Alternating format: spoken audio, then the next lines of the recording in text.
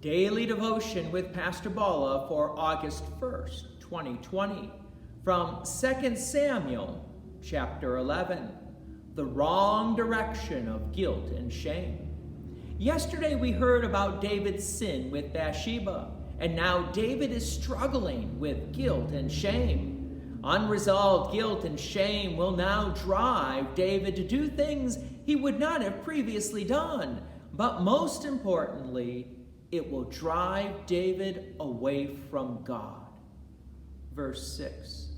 So David sent word to Joab, "Send me Uriah the Hittite." And Joab sent Uriah to David. David asks Uriah how the war was going. But more importantly, David really wanted Uriah to return home to his wife Bathsheba, so that people would believe that Uriah could be the father of Bathsheba's child.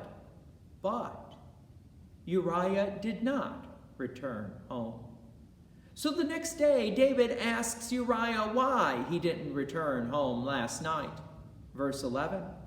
Uriah said to David, "The ark and Israel and Judah dwell in booths, and my lord Joab and the servants of my lord are camping in the open field.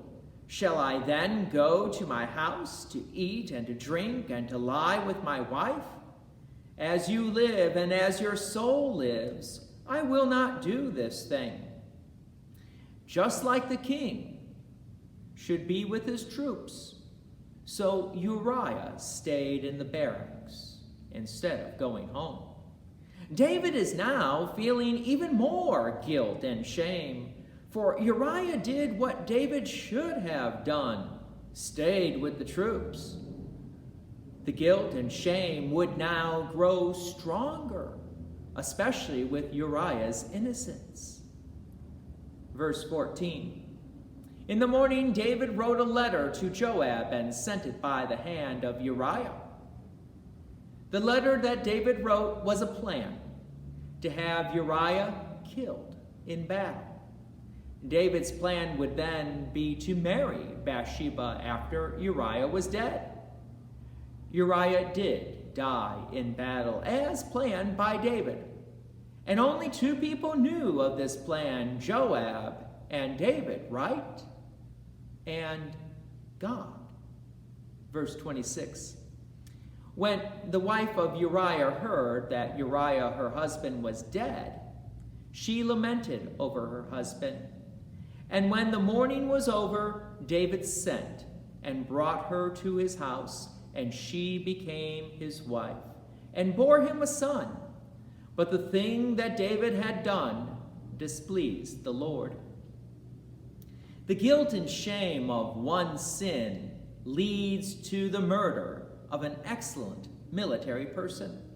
David himself commanded troops and commanded armies. He knew the importance of dedicated troops, and Uriah was one of the finest and faithful. David would never have sacrificed a member of his own troops, but he did because he was being driven by guilt and the shame of sin. God is not pleased with sin. God does not tolerate sin.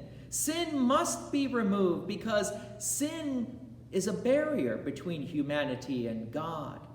The guilt and shame and sin must be dealt with. Otherwise, the person would be lost forever.